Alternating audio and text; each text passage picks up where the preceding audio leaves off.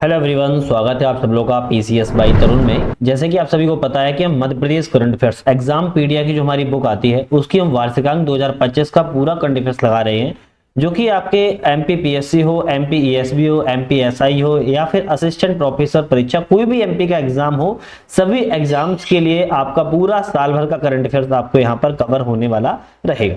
आज यहाँ पर हम कुछ टॉपिकों की बात करेंगे। ऑलरेडी हम बहुत सारे टॉपिकों पर बात कर चुके हैं, जैसे कि प्रीवियस वीडियो में आप लोगों ने देखा होगा। आज की जो हमारी होगी नवीन पहल और कुछ अभियान होंगे जो कि बहुत ही ज्यादा महत्वपूर्ण इस वर्ष के रहने वाले हैं। तो जल्दी से चैनल पे नए हो, सब्सक्राइब लाइक शेयर करके बेल आइकन प्रेस कर लेना है, जिससे कि नई वीडियो आए तो उसका आपको नोटिफिकेशन वगैरह मिलता रहे। साथ में अगर आप लोगों को ये किताब अभी तक नहीं मिल पा रही है तो कैसे मिलेगी, तो आप हमारी डिस्क्रिप्शन में लिंक लगा दी है, लिंक पर आप लोग क्लिक करके डाउनलोड कर सकते हो या फिर आप लोग परचेस भी इसको कर पाओगे। आज की हमारी पहली अभियान की बात करेंगे तो सबसे पहला अभियान है गंगा जल संवर्धन अभियान। अब ये जल गंगा संवर्धन अभियान की बात किया है तो वेरी इंपॉर्टेंट है। क्यों? क्योंकि आपको पता होगा कि गंगा से संबंधित जितनी भी योजनाएं वर्तमान में चल रही हैं बहुत ही ज्यादा महत्वपूर्ण है। तो जल गंगा संवर्धन अभियान की बात करें तो मध्य प्रदेश सरकार के द्वारा 30 मार्च 2025 से जल गंगा जल संवर्धन अभियान की शुरुआत उज्जैन की क्षिप्रा नदी से की गई है, जहां पर महाकालेश्वर मंदिर है। इस अभियान की थीम की बात करें तो जन सहभागिता से जल स्रोतों का संवर्धन एवं संरक्षण उसका रखने की बात है। इस अभियान में 30 मार्च से लेकर 30 जून 2025 तक चलाया जा रहा है। जल गंगा संवर्धन अभियान के अंतर्गत 50,000 नए खेत तालाबों का निर्माण, वर्षा जल संचय के लिए सभी जल संरचनाओं का जीर्णोद्धार और 1 लाख रुपए से अधिक जल दूतों की सहभागिता को शामिल यहाँ पर किया जा रहा है। तो जल गंगा संवर्धन अभियान के बाद हमारी दूसरी आती है मध्य प्रदेश कृषक जल कल्याण मिशन। मध्य प्रदेश कृषक कल्याण मिशन की बात करें तो इसका प्रारंभ जो है 15 अप्रैल 2025 से किया जा रहा है। इसका उद्देश्य किसानों की आय में वृद्धि करना, कृषि को जलवायु अनुकूल बनाना, धारणीय कृषि पद्धतियों को अपनाना, जैव विविधता और परंपरागत कृषि ज्ञान संरक्षण, पोषण खाद्य सुरक्षा सुनिश्चित करना, किसानों की उपज का जो उचित मूल्य है उसको सुनिश्चित करना इसका उद्देश्य है। मध्य प्रदेश कृषक कल्याण मिशन की साधारण सभा के अध्यक्ष की बात करें तो मुख्यमंत्री जी होते हैं। मिशन क्रियान्वयन की कार्यकारिणी समिति के अध्यक्ष मुख्य सचिव होंगे। मिशन क्रियान्वयन जिला स्तर पर कलेक्टर की अध्यक्षता में इसको किया जाता है। नेक्स्ट आती है हमारी देवी अहिल्या नारी सशक्तिकरण मिशन। इसकी स्वीकृति की बात करें तो 24 जनवरी 2025 को की गई है। आप मुझे बताइए 24 जनवरी का जो दिन होता है क्यों इंपोर्टेंट होता है और कौन से पर्व के लिए इसको जाना जाता है, कमेंट करके जो बताइए। देवी अहिल्या नारी सशक्तिकरण मिशन की बात करें तो इसका उद्देश्य है कि महिलाओं और बालकों की जो शिक्षा है, स्वास्थ्य है, पोषण है, जीवन कौशल है, आर्थिक स्वावलंबन है, सुरक्षा और संरक्षण संवाद से व्यवहार परिवर्तन शामिल करना है। नेक्स्ट हमारी आती है शक्ति दीदी। अगर एमपी में एग्जाम अगर आप लोग दे रहे हो और शक्ति दीदी के बारे में लोग नहीं पढ़ा है तो समझ लो आप लोगों ने वैसे ही बहुत सारे टॉपिकों को छोड़ दिया है। तो शक्ति दीदी की बात करें तो महिला सशक्तिकरण और आत्मनिर्भरता की दिशा में ग्वालियर जिले में शक्ति दीदी के नाम से जिला प्रशासन के द्वारा यह प्रेरणादायी पहल की गई है और इसके अंतर्गत महिलाओं को शक्ति दीदी के रूप में फ्यूल वर्कर के माध्यम से रोजगार जो है वो उपलब्ध जो है कराया जा रहा है। नेक्स्ट आती है निरोगी काया अभियान। अब निरोगी काया अभियान की बात करें तो 20 फरवरी से 31 मार्च 2025 तक इसका संचालन किया जा रहा है। इस अभियान के तहत प्रदेश भर में मतलब कि मध्य प्रदेश में निःशुल्क स्वास्थ्य जांच शिविर लगाए जाएंगे और इस अभियान में 30 वर्ष से अधिक आयु के जो व्यक्ति होंगे उनमें मधुमेह, उच्च रक्तचाप और अन्य गैर संचारी रोगों की निःशुल्क यहाँ पर जांच भी की जाएगी। नेक्स्ट हमारी कार्यक्रम है उल्लास नव साक्षरता कार्यक्रम। इस प्रदेश में मतलब मध्य प्रदेश में निरक्षरता उन्मूलन के लिए उल्लास नव साक्षरता कार्यक्रम को संचालित किया जा रहा है और साक्षरता कार्यक्रम 2022 से 2027 की अवधि के लिए इसको तैयार जो है वो किया गया है। इसी तरह से इस बॉक्स में जो नोट में है वेरी इंपॉर्टेंट है कि मुख्यमंत्री जन कल्याण अभियान एवं जन कल्याण पर्व मध्य प्रदेश में 11 दिसंबर से 27 दिसंबर के मध्य मुख्यमंत्री जन कल्याण अभियान और राज्य सरकार के 1 वर्ष पूर्ण होने पर जन कल्याण पर्व का जो आयोजन है वो किया जा रहा है। नेक्स्ट आती है मुख्यमंत्री जन कल्याण अभियान के तहत ही कि इसमें जन कल्याणकारी योजनाओं से वंचित नागरिकों को लाभान्वित करने और जन समस्याओं को मौके पर शिविर लगाकर निराकरण किया जाएगा। इसमें केंद्र और राज्य सरकार की 100% सैचुरेशन को चिन्हित 34 हितग्राही मूलक योजनाओं में 11 लक्ष्य आधारित योजनाओं के साथ विभिन्न विभागों से संबंधित 63 सेवाएं शिविर लगाकर आम जन को लाभान्वित भी यहाँ पर किया जाएगा। इसी के तहत जन कल्याण पर्व में क्या होगा तो विभिन्न विभागों की जो गतिविधियां होती हैं, विकास कार्य होते हैं, साथ में भूमि पूजन के साथ जन कल्याण के लिए प्रमुखता से भी यहाँ किया जाएगा। नेक्स्ट है और ये भी वेरी वेरी इंपॉर्टेंट है कि एक पेड़ माँ के नाम। इसका शुभारंभ में प्रधानमंत्री नरेंद्र मोदी जी के द्वारा 5 जून 2024 को किया गया था। इसका उद्देश्य है पर्यावरण सुरक्षा के लिए।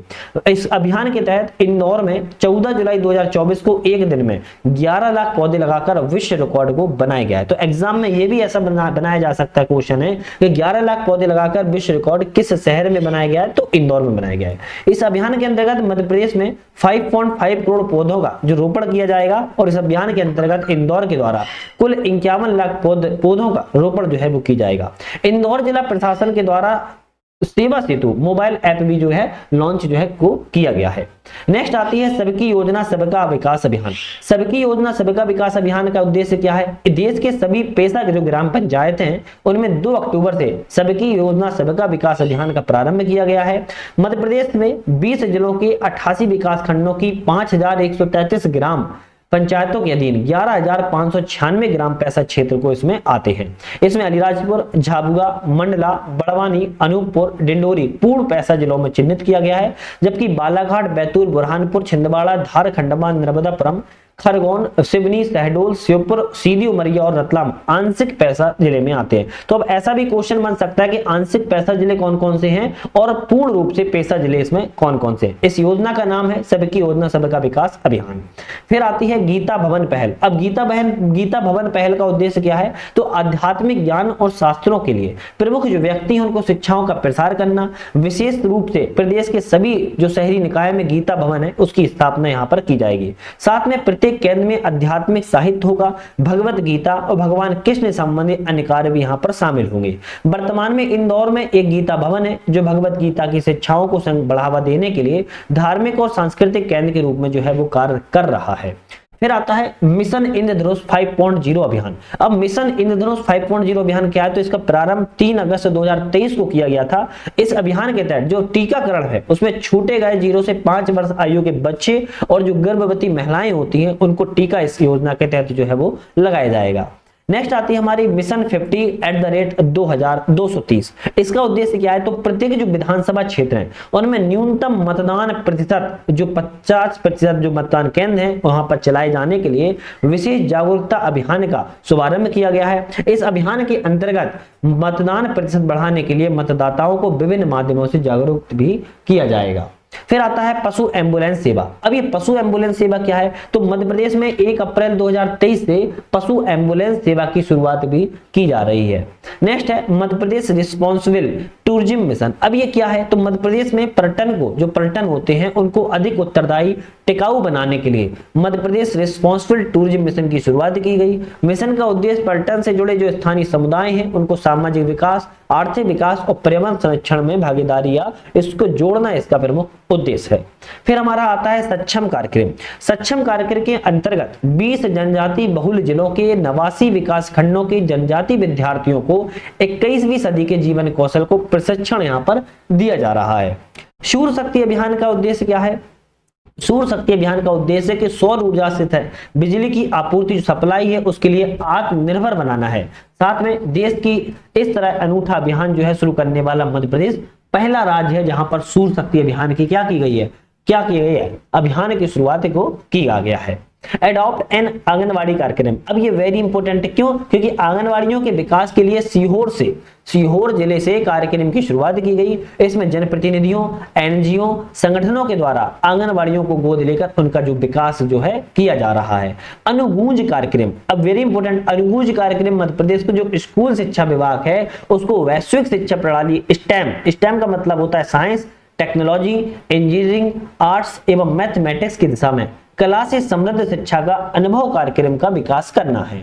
विद्यावन योजना। अब ये विद्यावन योजना से कहां से संबंधित है? तो विद्यावन जो योजना है उच्च शिक्षा विभाग की नवाचारी पहल जैसे महाविद्यालय में विद्यार्थियों में पर्यावरण संरक्षण, स्वास्थ्य के प्रति जागरूकता बढ़ाने के लिए आरंभ जो है वो किया गया है। इसका उद्देश्य की बात करें तो प्रदेश के जो सभी तकनीकी शासकीय अनुदान प्राप्त निजी विद्यालय हैं उनको विद्या भवन विकसित करना इसका प्रमुख उद्देश्य जो है वो जोड़ा गया है। हम होंगे कामयाब। अब योजना का या इस अभियान का उद्देश्य क्या है? हम होंगे कामयाब। मध्य प्रदेश पुलिस ने महिला सुरक्षा को नवाचार के लिए जोड़ते हुए इस हम होंगे कामयाब पहल को राष्ट्रीय स्तर पर पुरस्कृत किया गया है। तो मध्य प्रदेश पुलिस की महिला सुरक्षा शाखा संबंधित है, राष्ट्रीय स्तर पर इसको पुरस्कृत जो है किया गया है। इस अभियान को 25 नवंबर से 10 दिसंबर 2024 तक चलाया गया था। यह पहल जो है महिलाओं के विरुद्ध होने वाले जो अपराध होते हैं उनको रोकथाम के लिए और साथ में व्यापक जागरूकता और पीड़ितों के पुनर्वास हेतु इसको हम होंगे कार्यक्रम की शुरुआत जो है की गई थी।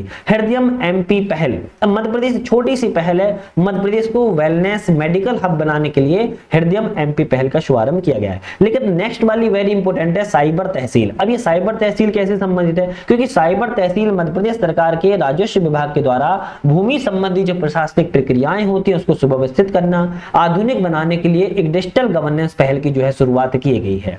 जून 2022 में इस व्यवस्था को पायलट प्रोजेक्ट के तौर पर 2 जिलों में लागू किया गया था। माननीय मुख्यमंत्री की अध्यक्षता में 29 फरवरी 2024 को इसे सभी जिलों में लागू कर दिया गया है। तो आप ऐसे बोल सकते हो कि जून 2022 में इसको केवल 2 जिलों में शुरुआत किया गया था, किंतु 29 फरवरी 2024 को इसको सभी जिलों में मध्य प्रदेश के लागू कर दिया गया है।